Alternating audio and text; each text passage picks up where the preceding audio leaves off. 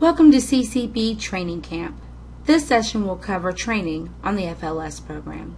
At the end of the training, you will know how to log into the system, how to contact respondents, how to manage 3 call types, how to overcome rebuttals, and how to disposition calls. Let's get started. Have you ever had a call from someone representing a congressman or a governor wanting your vote? If you said yes, then you may have received a call from an agent working for FLS, someone just like you. Who is FLS, you may ask? FLS is a leader in voter and constituent communication through political telemarketing, and they play an instrumental role in the political process. The role is to provide information. Political telemarketing is used to gauge what is really important to constituents in a targeted area.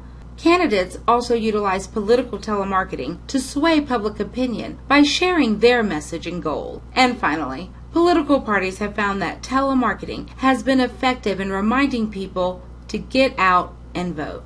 These 3 reasons are the drivers for the 3 types of calls that you'll be making. The first is the voter ID call, which is essentially a survey call. Let's face it, everyone has an opinion, especially when it comes to politics. Voter ID calls give voters an opportunity to share theirs. Next, you will be making advocacy calls. These are considered informative calls that are scripted to highlight important issues and sometimes differences between opposing candidates. These calls are like a personal message from the candidate, and you are the ambassador who is delivering it. And you guessed it.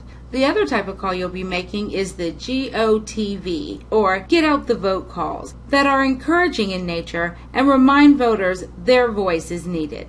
Now that you know what type of calls you will be taking, let's take a few minutes to talk about how we want you to conduct yourself while on those calls. It's the CCB Code of Conduct. Be efficient, be concise, and my personal favorite, be an overachiever. Let's talk about being efficient. Why do you think it's important? Is it because we want to contact as many voters as possible, or we want to respect the time of our voters? If you said both, you were correct. These are a few things that we can do to reach our efficiency goals. If someone asks you to repeat information, only repeat the necessary information. There are many times when someone is taking longer than usual to answer a question, or they may have a hard time selecting an answer because they agree with multiple issues. You can encourage them to choose by saying, "Is there one that is most important to you?"